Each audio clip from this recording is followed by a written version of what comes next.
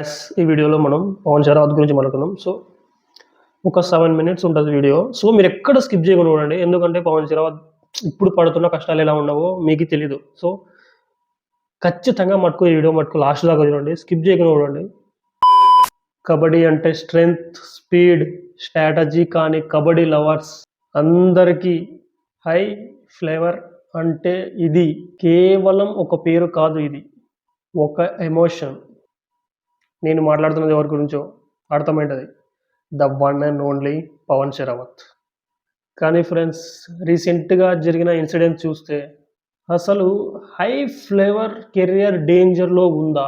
కబడ్డీ హిస్టరీలోనే one of the most greatest రైడర్ని team management ఆ పర్సన్ని అవమానించి బయటికి పంపించిందా? డిసిప్లినరీ ఇష్యూస్ అని చెప్పి పవన్ ఇమేజ్ని డ్యామేజ్ చేస్తున్నారా? అసలు తమిళ్ తాలవర్స్కి మన పవన్కి మధ్య ఏం జరిగింది? అసలు పవన్ షరావత్ నేను కబడ్డీని వదిలేస్తా అని ఎందుకు అన్నాడు? ఈరోజు వీడియోలో పూర్తి డీటెయిల్ తెలుసుకుందాం. సో మీరు ఎక్కడ స్కిప్ చేయకుండా మటుకు చూడండి, ఎందుకంటే ఇది ప్రతి కబడ్డీ ఫ్యాన్ తెలుసుకోవాల్సిన నిజం.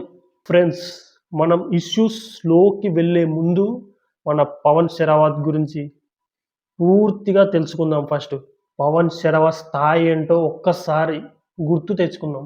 బెంగళూరు బుల్స్తో ఒక నార్మల్ ప్లేయర్గా స్టార్ట్ అయిన కెరియర్ సీజన్ 6లో ఎంవిపిగా మారి టీంని ఛాంపియన్గా నిలబెట్టినాడు.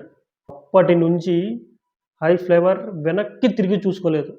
Highest rate points in single match 39 points record create చేసిన సీజన్ 9 అండ్ 11 ఆడిషన్స్లో మోస్ట్ ఎక్స్పెన్సివ్ ప్లేయర్గా రికార్డ్ అంటూ చూపించిన పవన్ రేంజ్ అది. అప్పుడు మొన్న సీజన్ 11లో తెలుగు టైటన్స్కి కెప్టెన్గా వెళ్ళి టీమ్ పర్ఫార్మెన్స్ ఎలా ఉన్నా పవన్ మటుకు వన్ అండ్ ఓన్లీ. అంటే ఎట్లా అంటే యుద్ధంలో ఆర్మీలో ఎట్లా అంటే ఒక్కడున్నా ముందుకు పోరాడతాడు, అంత భయంకరంగా అన్నాడు మన తెలుగు టైటన్స్ కోసం సీజన్ 11లో.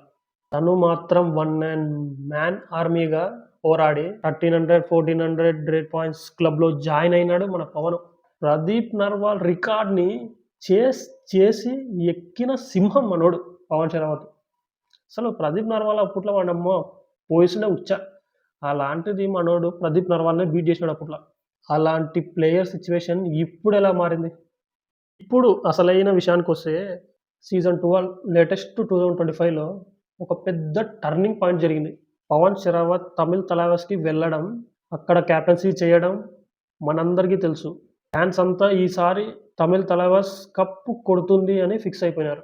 కానీ సడన్గా ఒక బాంబ్ పేలింది.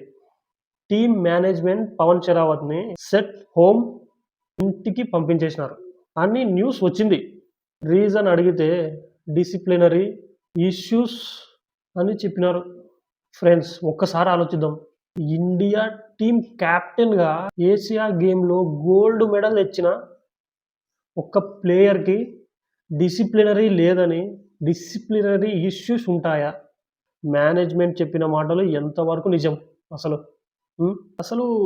అసలు డ్రెస్సింగ్ రూమ్లో ఆ కోచ్కి మన పవన్కి అసలు ఏం జరిగింది? అసలు ఆ రోజు మేనేజ్మెంట్ డిసిషన్ పవన్ని పాయింట్ చేయడం, లేక టీమ్ పర్ఫార్మెన్స్ కోసం అగ్రెసివ్ ఉందనా? చేసిన వెంటనే పవన్ సైలెంట్గా వెళ్ళినాడు. తన సెల్ఫ్ రెస్పెక్ట్ని టచ్ చేసే పవన్ ఊరుకుంటాడా? ఫస్ట్గా అక్కడ నుంచి వెళ్ళిపోయాడు అనమాట. అట్లే లైవ్ లేకొచ్చి చాలా అంటే చాలా ఎమోషనల్గా మాట్లాడాడు మన పవన్ ఆ రోజు. నీ మీద చెప్పిన అల్గరేషన్స్ అన్నీ నిందలు నిజమా అని నిరూపిస్తే నేను కబడ్డీ మానేస్తా అని, ఐ క్విట్ కబడ్డీ అని ఓపెన్ ఛాలెంజ్ చేశాడు. ఒక ప్లేయర్ ఇంత కాన్ఫిడెంట్గా చెప్పినాడు అంటే అక్కడ తప్పు ఎవరిదై ఉంటుంది? పవన్ ఎప్పుడు గ్రౌండ్లో అగ్రెసివ్గానే ఉంటాడు, ఇది అందరూ తెలుసు. ఇది తన గేమ్ స్టైల్.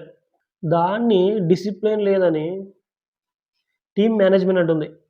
ఆ అగ్రెసివ్ని లేక పెద్ద ప్లేయర్ని కంట్రోల్ చేయలేక ఈ మేనేజ్మెంట్ డ్రామా ఆడిందా? మీరేమంటారు? కబడ్డీ ఫ్యాన్స్గా మనం నమ్మాల్సింది ఏంటి? ప్రదీప్ నర్వాల్, రాహుల్ చౌదరి లాంటి లెజెండ్స్కి కూడా కెరియర్ ఎండింగ్లో ఇలాంటి సిచ్యువేషన్స్ ఎదురయ్యాయా? ఇప్పుడు పవన్ షెరావత్ టర్న్ వచ్చిందా? పవన్ లేని టీం హెడ్ లేని బాడీ లాంటిది. అర్థమైందా? హెడ్ లేని బాడీ లాంటిది. పవన్‌ని పక్కన పెట్టిన టీం పర్ఫార్మెన్స్‌లో చేంజెస్ వస్తాయా? లేక ఇంకా డిప్ అయిందా? ఫ్యాన్స్ మాత్రం సోషల్ మీడియాలో ఒకటే trend. We stand with Pawan. ఎందుకంటే ఆడిషన్స్‌లో కోట్లు పెట్టి కొన్నప్పుడు బాగానే ఉంది. కానీ ప్లేయర్స్‌కి రెస్పెక్ట్ ఇవ్వడంలో ఫ్రాంచైజీ ఫెయిల్ అవుతాయా? పవన్ లాంటి మ్యాచ్ విన్నర్‌ని హ్యాండిల్ ఈగో క్లాషెస్ వాళ్ళ టీమ్‌ని నాశనం చేసుకుంటున్నారు. ఏం జరిగినా Pawan Sehrawat is fighter. Injury నుంచి రికవర్ అయ్యి గోల్డ్ మెడల్ కొట్టినాడు. ఇప్పుడు ఈ కాంట్రవర్సీ నుండి కూడా ఎంత స్ట్రాంగ్‌గా బయటికి వస్తాడని మనం ఆశిద్దాం. 2006లోనైనా పవన్ తొడగొట్టి మళ్ళీ రేడ్ చేయాలని మనమందరం కోరుకుందాం. సో, మన పవన్ ఫ్యాన్స్ ఎవ్వరున్నా మటుకు ప్రేర్ చేయండిరా భయ్! పవన్ మళ్ళా గ్రౌండ్‌లో చూడాలిరా. ఈ పవన్ ఫ్యాన్స్ ఎంతమందున్నారో వాళ్ళ ఎమోషన్స్ మటుకు ఎవరు అది ఒక బాధనమాట. పవన్ గురించి కొందరు తెలవకుండా ఇప్పుడొచ్చిన కొందరు రేడర్స్ గురించి హైప్ లేపుకుంటా, అది చేసుకుంటా, ఇది చేసుకుంటా అంటే మన ప్రదీప్ నర్వాల్, రాహుల్ చౌదరి ఇట్లా ఎట్లున్నారు, అట్లా మన పవన్ షెరావత్ కూడా one of the most unique player. So friends, ఎవరికి సైడ్ ఉంటారు? టీమ్ మేనేజ్మెంట్‌ది తప్పా? లేక పవన్‌ది తప్పా? మీ ఆప్షన్‌ని ఖచ్చితంగా కామెంట్ చేయండి. డిసిషన్ పెడదాం. ఈ వీడియో నచ్చితే లైక్ కొట్టి మీ కబడ్డీ ఫ్రెండ్స్‌కి షేర్ చేయండి. మన ఛానల్‌ని సబ్స్క్రైబ్ చేసుకోండి. See you next video. జై హింద్. ఖేల్ కబడ్డీ. మళ్ళా అడుగుతున్నా, నేను సిగ్గు లేకుండా అడుగుతున్నా, నేను దయచేసి సబ్స్క్రైబ్ చేయండి, నా ఆవేదనను అర్థం చేసుకోండి.